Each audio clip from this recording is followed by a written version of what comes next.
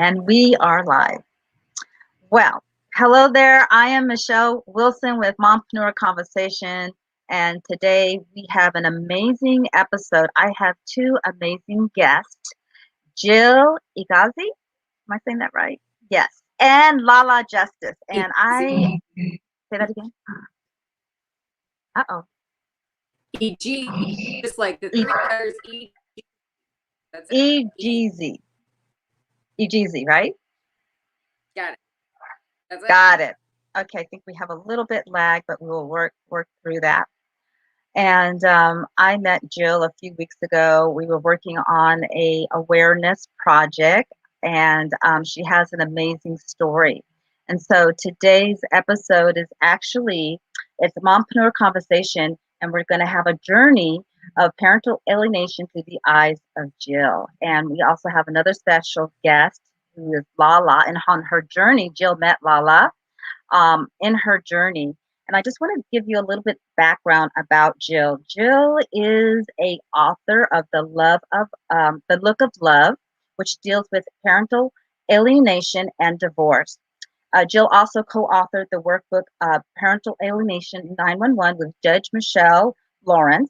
She served on the Illinois Family Law Study Committee, which was created to revise Illinois divorce laws. She is qualified in Illinois to testify as an expert in parental alienation. And Jill is also the former mayor and is the president of a foundation that she found called Parental Alienation Awareness Organization USA. So thank you for joining us, Jill, today. And really, I'd just like to start with your journey, where it all began. We were kind of just sharing, we were talking a little bit earlier that, it's going on 16 years now, correct? With your journey.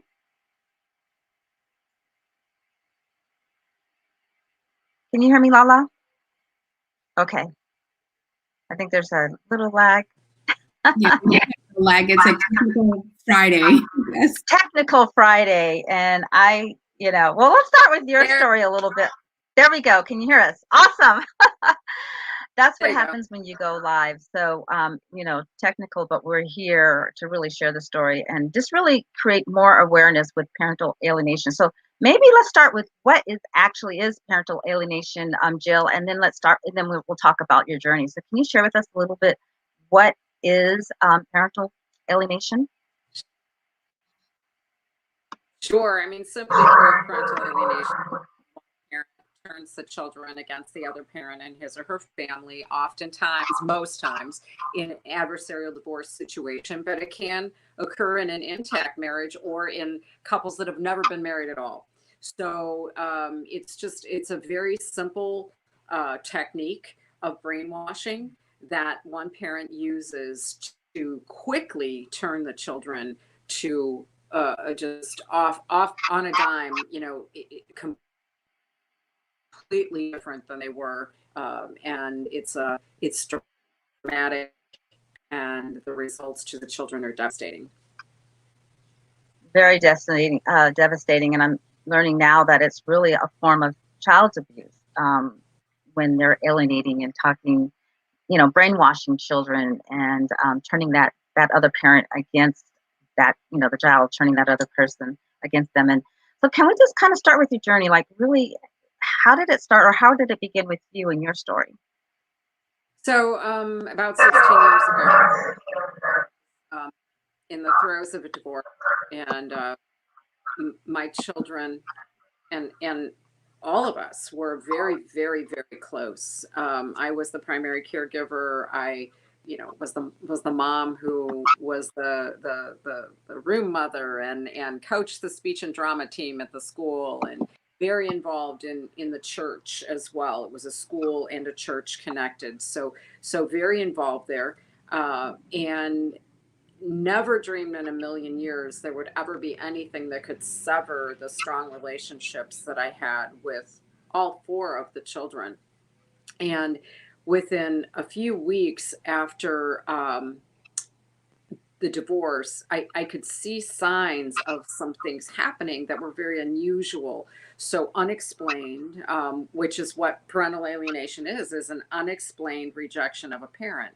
So those things started happening. They wanted to spend less and less time. They were starting to call me by my first name, not answering phone calls.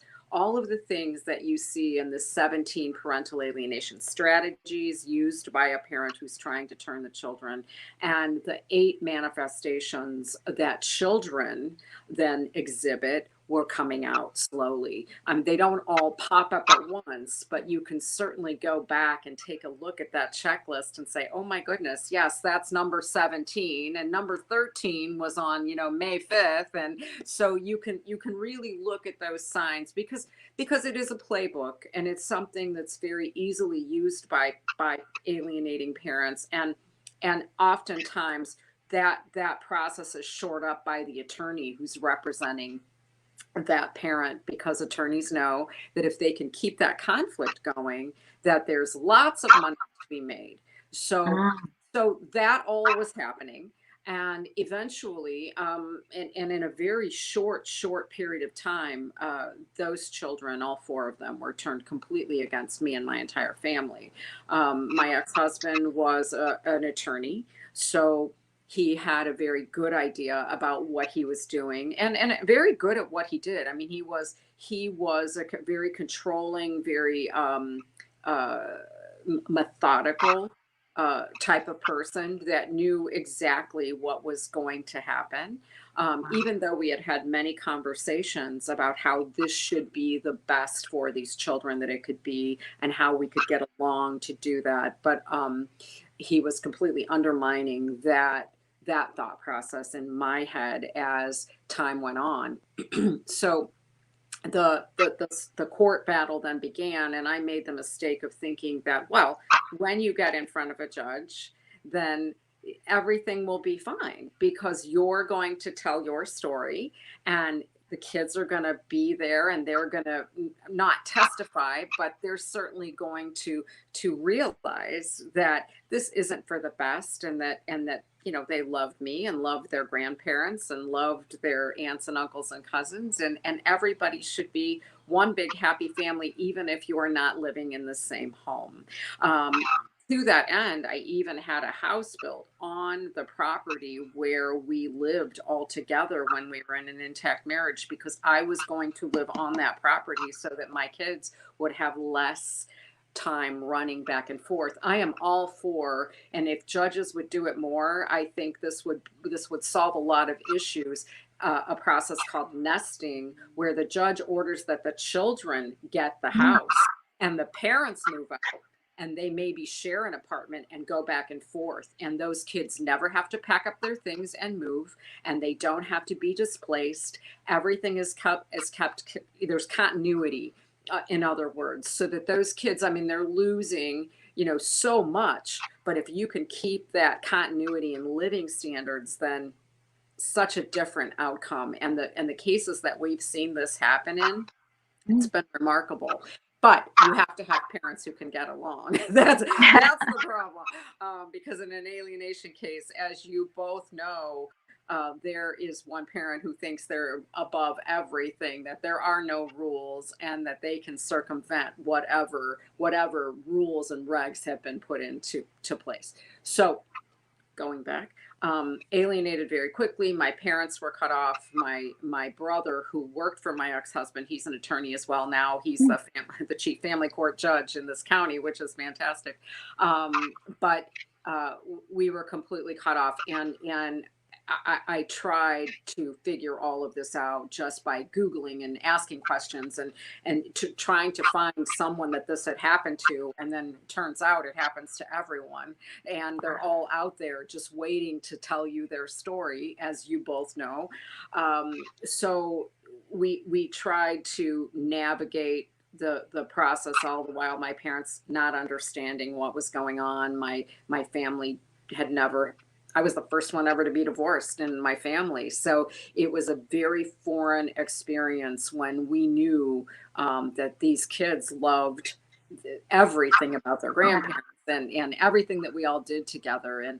And so it was a real education process for the immediate family to try to accept what was happening. And then, after that, I just, like everything I do, I tried to find the answer and the solution and how to fix it, and how was it going to help me? I didn't know. I mean, I knew I was going to be in a court battle for a long time, and would I be able to affect legislative change in time to help myself? No, I know that wasn't going to happen. So I just set out on a journey to sort of tell people what was going on and how you could try to work through this without feeling like you wanted to jump off a cliff. So tell me just a little bit, like, how old were your children at the time when this began? And I know you said there was some, like, this checklist. Were you aware of that checklist at that time when you were going through it, or did you kind of develop this checklist, or how did you No. find out about this checklist? So the checklist sort of has about the experts in the field. Richard Gardner, in 1985, who coined the phrase, Dr. Richard Gardner, parental alienation and parental alienation syndrome. The 8 manifestations in the children were sort of discovered by Dr. Gardner when he was doing research with 40 children. And they were all saying this and doing the same things, going through divorce. And so that's how those were sort of figured out.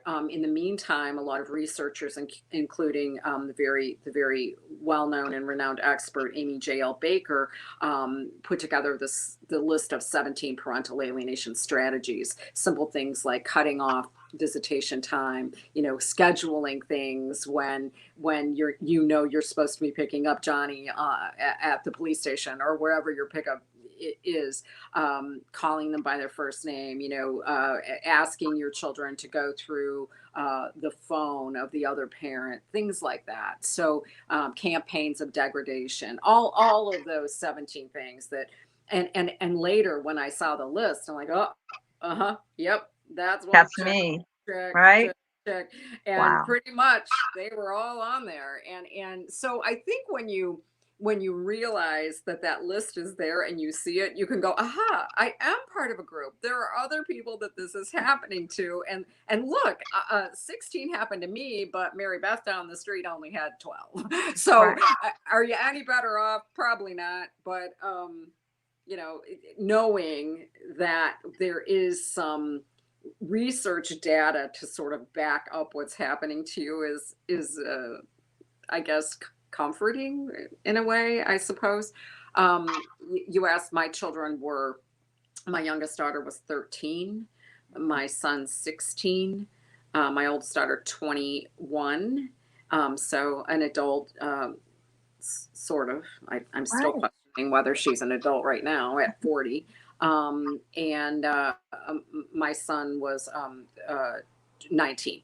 Oldest son was 19. So we know, though, from parental alienation studies and that when children experience parental alienation, they are emotionally stunted at the time that begins. So even though later on, if your children do come back and you've got a 29-year-old daughter that comes to your door, you really have a 13-year-old daughter that's coming to your door, because they just have cocooned themselves in this whole process in order to sort of battle that conflict, internal conflict, and what has happened. So you're really dealing with a child. There was a very, very well-known psychologist out of Canada named Dr. Saul Goldstein, who, when I had my radio show, Judge Michele and I, we interviewed Saul, and I actually think I did him by myself on that particular interview. And he said, well, do you have any questions that I haven't answered? And I said, I want to ask you a personal question. If my daughter came to the door today, what would I say or do? And I think that's a question I get so many times. What if they come back? What am I going to do? What do I say? He said to me, she will knock at the door and you will open the door and there will be a shell of a person standing there that you do not know. There will be a child that you had instilled your morals and your ethics and your characteristics and everything about you into that child. You poured everything into that that girl.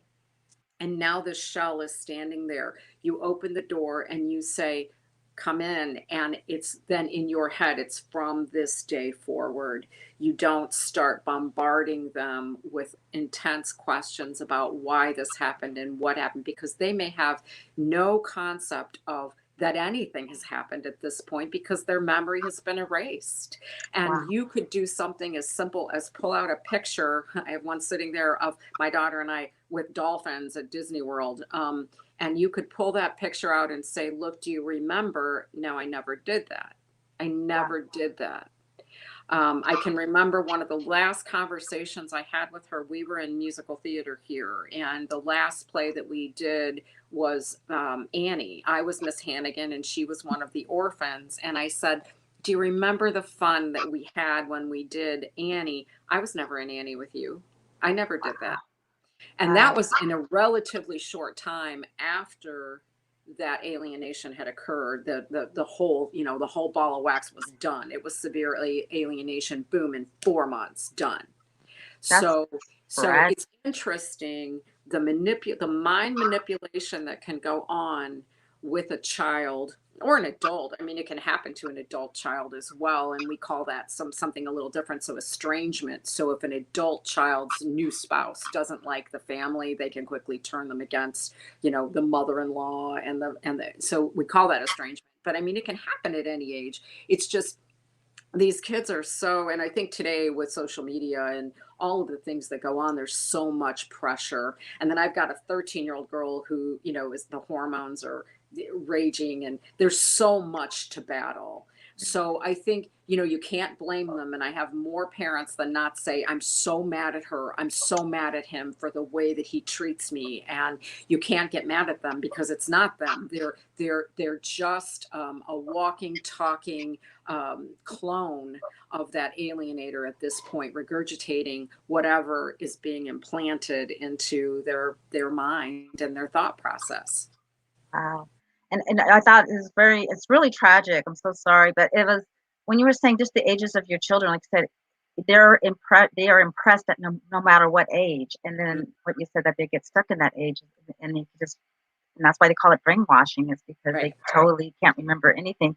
Now I see Lala there. She's like shaking her head, like in agreement to everything that you said. So yeah, so I think I could see that she's really resonating with what you're saying. So tell me a little bit like how you two connected, because I could see, everything that you shared about her story, it sounded like she was experiencing it too, because she was just like agreeing with you. So tell me a little bit how you two met, and then I would love to bring Lala on and just have her share a little bit about her experience with her child and her journey too. Well, like everybody today, it seems you meet online, and so she messaged me.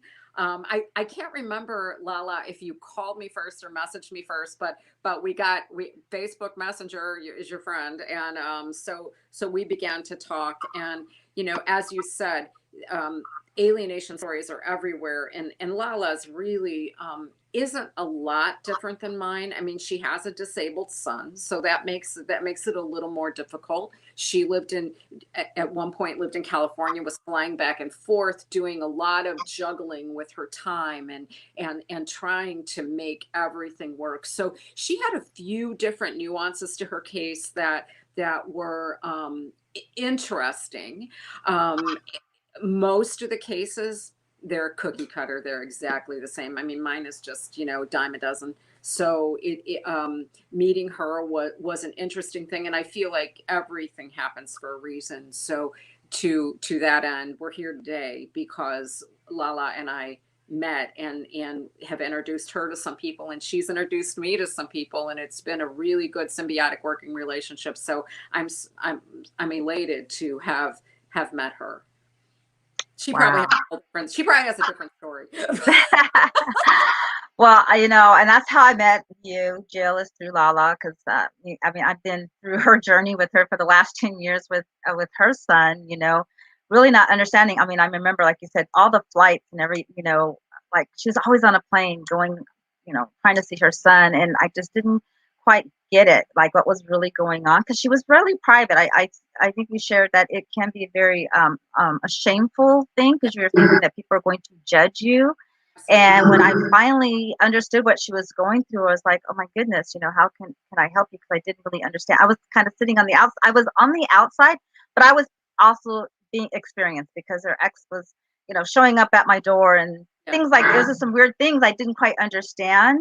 And so now that we're going to talk about a little bit, but I Speak Out campaign, I'm really starting to learn how not only it impacts you as the parent, but like you were saying, your parents were impacted, right? And all those relationships with their uncle and your brother and so forth. So with that, Lala, I just like to, you to go ahead and just share with us a little bit about like your story, how you met Jill and why you reached out to her. That's really phenomenal. Like you were saying online, you sound like you were Googling to try to find your answers because you felt all alone. I think both of you can agree that you thought it was just me.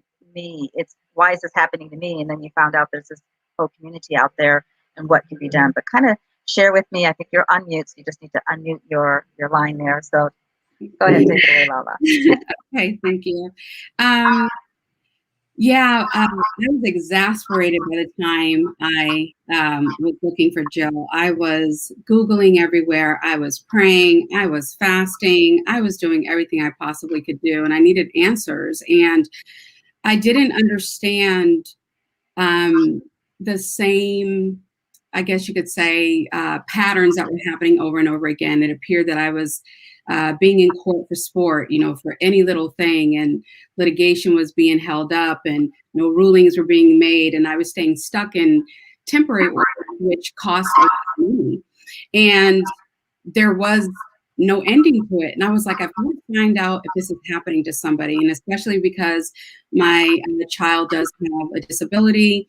They are special needs. And so I couldn't understand like the advocacy route. How is this really in the best interest of the children? So I started to look at the Constitution and who came up with the best interest of the children and exactly what lens and perspective are they looking at. And so I just kept Googling and Googling.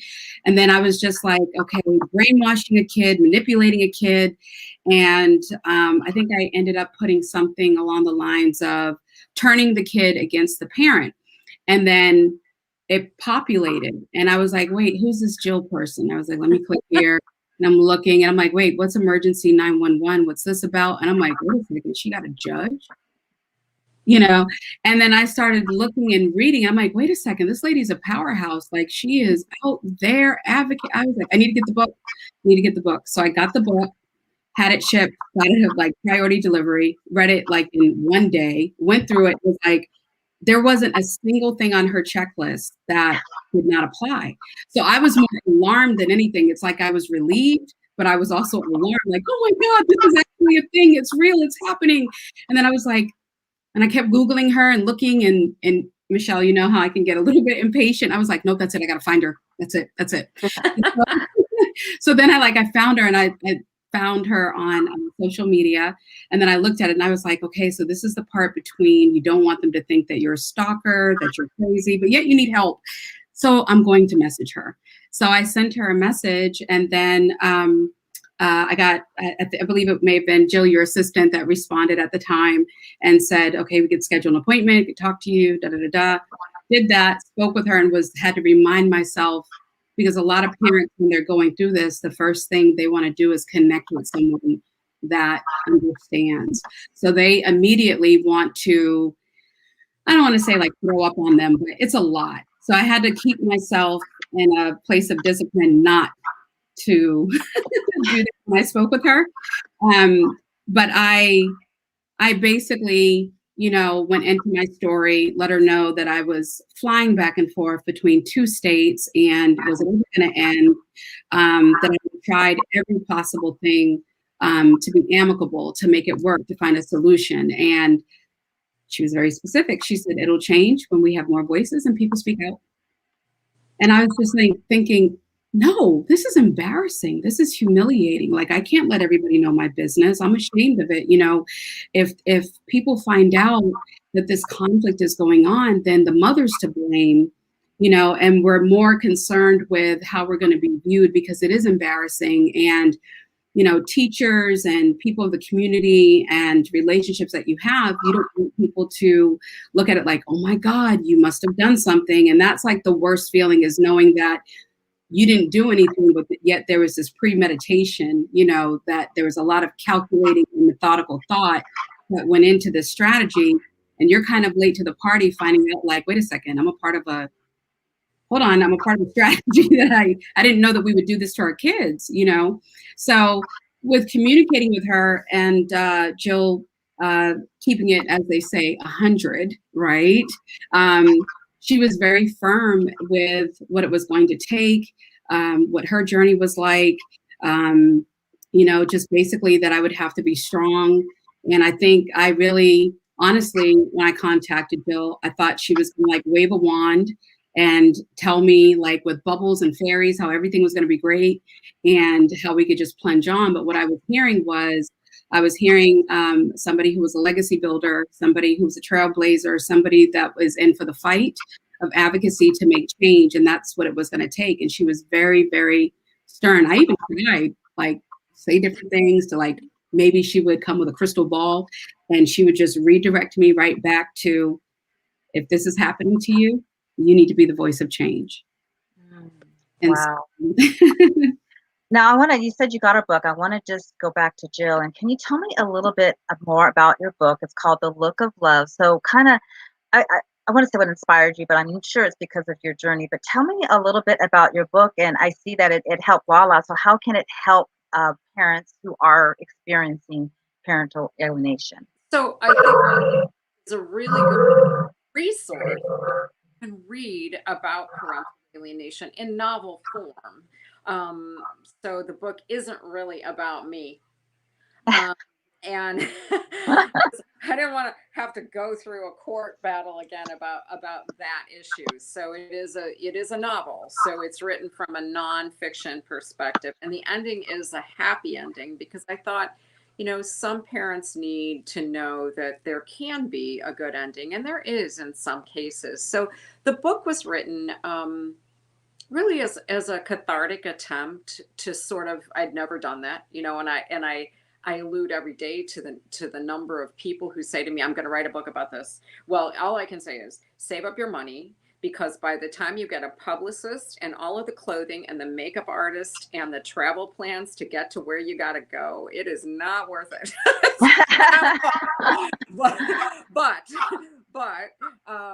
there was some good awareness there is some good awareness that's come out of the book being published, and it has done very well. I mean, you sort of are preaching to that choir of people who are looking for that resource, you know, and there's a screenplay of the book done. Sandra Bullock even read the script, you know, but it was unfortunately bad timing because she had stopped acting after she divorced. I can't even think. Jesse, somebody that she was married to, and that was right at that time, and she said she was going to back out for a while. So at some point, I hope there will be a movie made that will be like Kramer versus Kramer, that talks about alienation in a way that people can sort of connect with. Kramer versus Kramer, great movie that illustrates the whole process. So the book did well. We were on Dr. Phil, and I hadn't written it, I don't think, when I was on The View. So we talked about Alec Baldwin's book at that point, because he had just finished his book. But the book made me feel better, I guess. I know that I heard several times that when my children were embarrassed by that book, but what are you going to do? I mean, they're embarrassed because there's truth to be Yeah, told. the truth being told, right? It's really, it slaps you in the face, you know. Yeah. So. And I know you also have an organization. So tell me a little bit about your organization. And was that built, was it like the book and then the organization, or? No, the organization actually first. It was well, kind of during the same time. So I was on the board of a group in Canada called PAAO, which was the original group. They weren't doing much. It was very small, but it was the only one I could find. So I went to them. I was put on their board, from a fundraising standpoint and a chapter standpoint in the United States. It was very difficult to work between Canada and charity issues and all of that. So we founded the not-for-profit. I founded the not-for-profit here in the United States, and started to initiate chapters across the country. The more that the organization grew, the more people wanted to start chapters and wanted to come and needed answers and wanted to help and wanted to speak out. Then it's sort of, and you're not really with a not-for-profit supposed to, do anything with legislative issues or judicial issues. So that was sort of a separate movement that started all across the country, really, and specifically here in Illinois, to drive legislators to understand the issues that were present in the family law system, not just from a parental alienation standpoint, but for example, in Illinois, where the IMDMA, the Illinois Marriage and Dissolution Act, had not been looked at for 45 years. Now, Wow. 45 years ago, we had a much different nuclear family than we have today, or 10 years ago even. It's changed dramatically. Both of you know, like with the disability community, which I've been involved with for 31 years on the board of United Cerebral Palsy, everything's changed in that community. There are words that you don't use anymore, and people that were in institutions are no longer in so it's much different than it was. And I think that same eye needed to take a look at family law in almost every state, because it isn't very progressive. I mean, there are some laws on the books in some states that would just blow your mind that have to do with family law still today. So I think that the legislative arm was very important, and certainly judicial education also an extremely important piece, although there are some that would argue that you can't educate them. They just do what they want, whenever they want. And that's true in a lot of cases. So the organization, I think, has been a good tool for people who are searching for something. Those answers are there, and I think it's the most cumulative amount of information in one place that you can find. So it's done its job so far. Are we close to obliterating this plague? No. And it makes me upset that to have worked for so long on one issue that, is there a crack in the door? Yes, but is it going to become this schism at any point soon? I don't think so. Now, you said earlier, I want to kind of go back to, you were saying like the courts and the judicial system, that you had this thought that everything was going to be okay because, you're speaking your truth, and that they were there to, do the right thing. And then, reality hit in that it wasn't being done. So can you speak to that a little bit more? And like you said, we're talking about this law that really hasn't changed in all these years. So what can we do? What are some of the solutions, or what other steps can we move forward to really change what's going on, especially in our judicial system, because they are also contributing to this, right? Right. I think judges and retiring and working themselves out of the system is going to be very helpful. I think that when you've got these middle-aged white guys that have been on the bench for 40 years and they're just waiting to retire, and they really don't care how, who, what, where, when, they just want to go to work, put on their robe, and get out of there. And are they taking time to read through the cases? I don't know anymore. I don't. So I think when I see younger people coming in, and I'll use my brother again, somebody like him who's in his early 40s with young children, and who has experience with parental alienation. There aren't a lot of judges who have one-on-one experience with it like he does, but I think if you can get these younger judges in that have an idea or maybe have seen it a little bit more because it is more prevalent now. So maybe they've experienced it on personal levels outside the realm of the judicial chambers, then maybe we'll see a difference. Walking in there to that courthouse, and I've been in many courthouses. I ran the workers' comp division of my ex-husband's legal practice for years, so I had been in a lot of courthouses, and but had never walked in other than for a traffic ticket. Walked in there for the first of 4 orders of protection that I had against me for attempting to kill my ex-husband by running him over with my new Galanda wagon, which I would never have done. And I said, I knew the judge very well the first time, and I said, Judge Gramlich, you know that if I wanted him dead, he would be dead. This is not, I'm not playing games here. If I wanted to run him over, he would have been dead that day. And I wasn't interested in hurting anyone. I just was pulling in a parking spot. And the next thing I knew, I had police at my door and had an order of protection against me, which he extended 4 times, having my both daughters testify against me twice. So it was a very strange, and I can just remember the first time laying my head on the table, and I had wasted away to nothing. I'm only 112 pounds, but at that point, I think I was 98 pounds.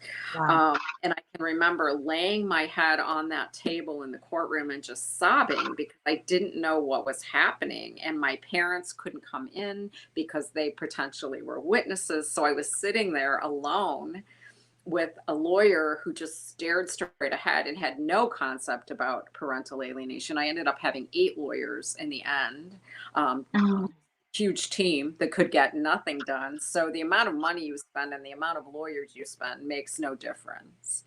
But I really, after that first hearing, I understood that this was not the hallowed halls of justice that you perceive it to be. And I would hate to be accused of murder because it was a scary thing. And the level of anxiety that you feel then walking back in there, I still have trouble today going in there,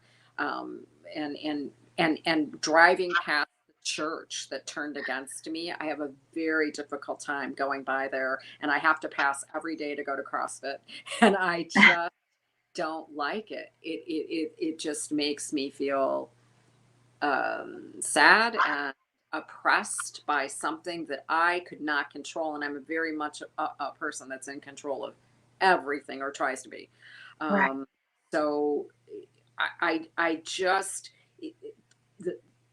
you have to be, and Lala said, I told her to be strong. If you're not strong in this, you will not make it. You won't make it, because trying to navigate that and court and be presentable, and presentation is 150% of this, to walk in there and be angry or upset or shut down or not able to articulate what you want them to know is such an awful thing. So you really have to stay focused. Now, it sounds really scary because not only, with the protective order, but that could have turned into a criminal case, right? I mean, that's pretty serious allegations and so forth like that. I mean, that's really serious. And to say that, you didn't do it. So that's would have been a very scary situation to be in, and not to have support and understanding and empathy. So, I think I just acknowledge you for being strong and now being strong for others. So I like to kind of go back because you said you had 8 attorneys, right? You said you went through 8 attorneys. So I know Lala. I want to share her experience, because not only that she's gone back and forth in flights, I think it's 400 and something and counting to go to court. But I want her to share a little bit about her story of just, like I said, even the lawyers that you are supposed to be defending you don't even kind of understand what you're going through. So can you speak on that, Lala? Yeah. So Jill had 8. I think now we're at 7. I think last year we were at 6. But yeah, December we were at 6. So now we're at 7. Just when I thought like, oh, am I going to get dragged back into court again? You know, what's going to happen? And you count on your attorney to represent you.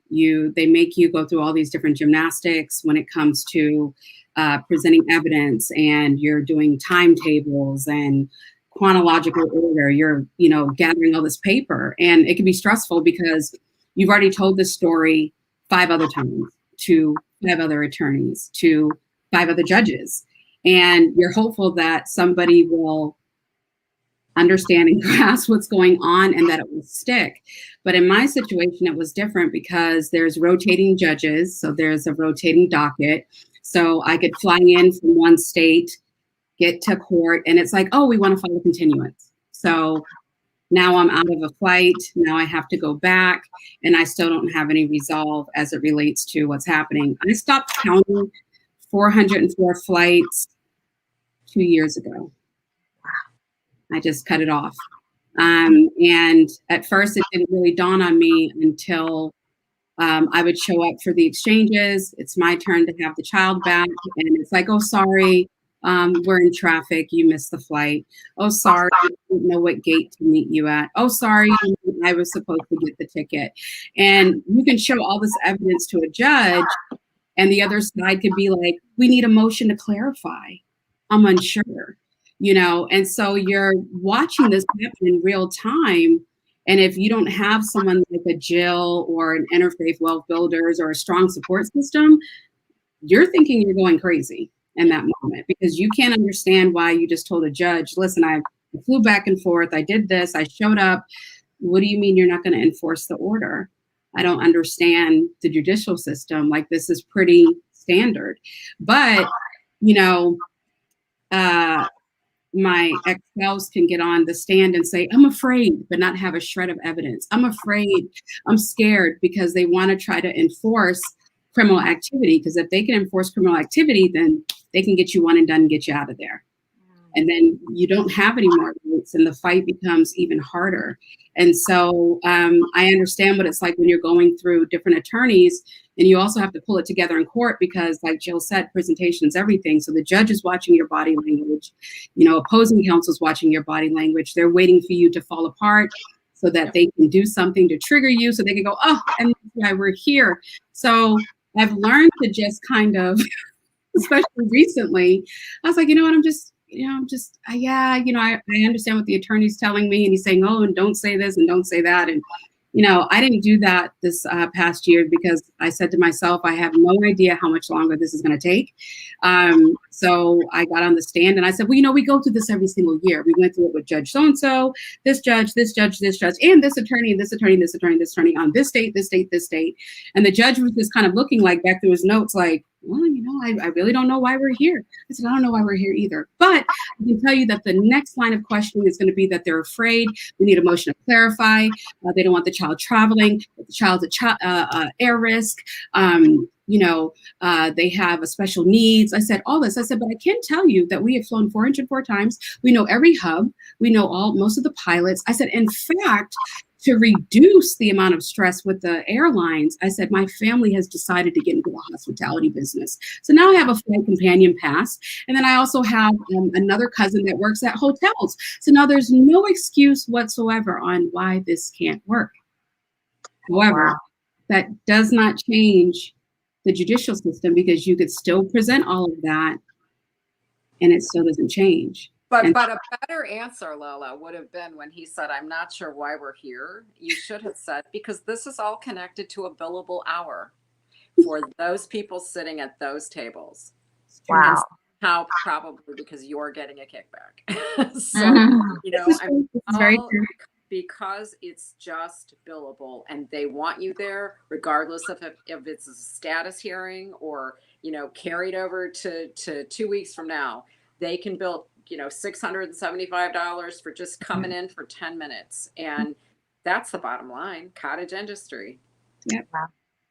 Well, I like to say, I know, gosh, for your courageousness and what you've been through, but out of this, I know that you created an organization, even though through all your frustrations and just not believing in the system, you are actually looking at the child, the child who are being really impacted by this. And it's not just going back and forth to court, but I'm finding that it's really, it impacts their life forever. I know Jill talked about it. They get stuck in that age where it started to happen. So tell us a little bit about identity. So, so during this process, one of the things that I realized was I honestly had to call my parent because a lot of what I was experiencing was familiar. So it was like a double whammy of pain. And there were a lot of flashbacks that I started to have because of things that my child would say to me when I would pick them up. I would pick them up and then, literally pick them up, sit them down, and then, ow, I was told to say that this hurts me and you're hurting me and I should call the police. The child is only 4 years old. And I thought to myself, why does this seem so familiar? So I called my parent, and I asked the most basic question. I said, did you kind of put my other parent through this? Because a lot of things seem very familiar and I'm starting to have flashbacks, and it was really painful for me to deal with. So in the beginning of the litigation with my court case, I almost didn't rush it because I felt out of place, because I felt like I was walking through deja vu, and then at the same time not being able to figure out who did what and how it happened. And so once I contacted the other parent, and they were still holding on to a lot of anger and a lot of resentment and unforgiveness, and I realized, I said, okay, so I basically said to the other parent, I said, so I get how this works. Okay, so the conflict was still there. You guys didn't resolve the conflict through generation. I get the ball now. Okay, I don't want my kids to go through this. And I began to understand and remember, as these memories were coming back, how I felt as a child when the conflict was there. Because I think when you are a child of alienation, there's so much trauma that you just block it out.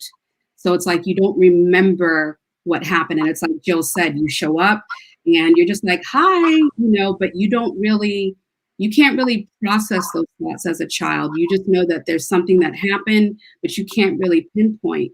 So when the memories started coming back, I needed to identify with that first, and I needed to cling to a support system and a group so that I could get my healing through that, to make sure that I wasn't doing it. Am I the one that's doing the alienating? Is it me? And I needed to search myself. And once I was able to see, like, oh no, you're totally my other parent. Like, I married my other parent. So recognizing that, I wanted people to know the importance of what a child experiences, because I married by default my other parent because that's what I was accustomed to. That's what I was used to, that type of conflict. I was used to that type of demeanor and so forth. And so you subconsciously could go back into that system because it's all that you know. And you could also have hidden resentment against your ex-spouse or your other parent because it's what you were conditioned and wired to do based on adopting that other parent's feelings. And as a child, your feelings and your identity is yours. It's not predicated on how one parent feels about the other. So I realized during my divorce, I'm sitting there, I'm, now in my 30s. I didn't know who I was. I thought I did, but I really didn't. I had anger and issues that had nothing to do with me as a child. So my first thought was, I need to really be able to process these feelings, go back to my childhood, resolve them, right? And see what I can do moving forward. So I began to address even my own child from a very neutral standpoint, and allowing my child to have their own feelings and letting them know that it was okay. Because that's the first thing that a child is criticized for. Like, well, wait, I want to go to dad's or I want to go to mom's. What do you mean you want to go? And you're judged for that. You're punished. They take away your toys. They take away your electronics. You're grounded. You can't see your friends because you're trying to have your own identity. So I wanted identity built on the foundation of, for parents to take a pause in the conflict and really look at it from a child's perspective. And I get the whole, old conditioning of, well, that's why there are parents, because parents know best. And kids, why should we look at it from a kid's perspective? A kid is only looking at it as a kid. Yeah, a little. But you didn't consider how they're processing your conflict that you're exposing them to. So Chidentity was built to give the awareness to parents to take a pause, look at alienation from a child's perspective so that you can see what's happening to the child. Mm, wow. So I know we're wrapping up now, and I'd just like to go back to Jill. In your journey, I know because we talked about how you identified like there was these strategies against the alienated parent, right? There's this checklist and so forth. So knowing that you have these strategies as a parent that is being alienated, is there something that you can give? Is there some strategies that you can give that person, or some solutions or a toolbox that they can do? I mean, I understanding that support is really important to say that, hey, you're not alone. But is there anything else? Because it sounds like all odds are stacked against you. You know, the judicial system's not there for you, right? And I know through Lala's experience, I mean, even law enforcement and doctors and the school system, it just seems like, you know, they're not really looking at the child. They're, it's just mind-boggling and very complex. But with that, I just wanted to see, you know, your last thoughts about, is there something, if you are a parent being alienated, is there a strategy that you can use so that you can be, you know, be empowered? So I think there are a few things that you can do, specifically based on the age of the child. So it's very different if you have an alienated 4-year-old or someone's trying to alienate your 3 or 4 or 5-year-old as opposed to a 13-year-old. Very different. Not the process, but just the way it affects the child at that moment and for you. And I always feel sorry when a parent calls with young children, because then I think, oh my goodness, they're going to be in this system, in this court system for years and years and years to come. And this is the rest of your life at this Wow. point. You've got money to write a check. You're going to be stuck in this system. So I think if you are still having contact with your children, very important if they're old enough to understand and have a conversation with you about the process, that it's okay to love both your parents, that the Mm, conflict is going to get really, really intense. But if you can just make it through, maybe we can try to make this work for everyone. The problem is the alienators. So you've got a person who is damaged goods, who probably had something happen to them when they were in their early childhood or adolescence. So they think, as we talked earlier, there's no rules, they don't have to listen to anyone, there's nothing wrong with them. And they're going to march on using that child as a sword and a battering ram against you for what they perceive you did. So they want emotional justice for whatever they think you did to them, right? And the kids are going to be the ones who are going to help them get that done. So I Punishment. think if you're still having contact, you've got to make sure that you remind them. There's several therapists who use food and smell and pictures, very important in keeping that memory clear and clean on what really happened before revisionist history and mind erasing can happen. So if you can keep that in front of them, never ever give up and just continue. You don't want to be to the point that you appear to be a stalker. You want to try to maintain contact as if you were still in an intact marriage. What would you do if you were that mom or that dad in that situation? If you were in an intact marriage, would you call your kid 42 times a day and text them 160? You absolutely wouldn't do that. I mean, unless it was 3 o'clock in the morning and they weren't home yet and you were worried sick, then you right. probably would. But you have to use some moderation and stand. Wow. In, I think we're kind of This is we're the kind too. This yeah. is the good part. Yeah, this is parent, the most important part. But I, you know, thank you for right. sharing. Parenting plans change as kids get older. So if you're able to craft a parenting plan for your children when they're 4 and 5 or 6 and 7, it's going to be much different looking when they're 16, because 16-year-old kids or 13 to 16-year-old kids don't want to be with you in an intact marriage. They want to be with their friends. They want to be out there running around.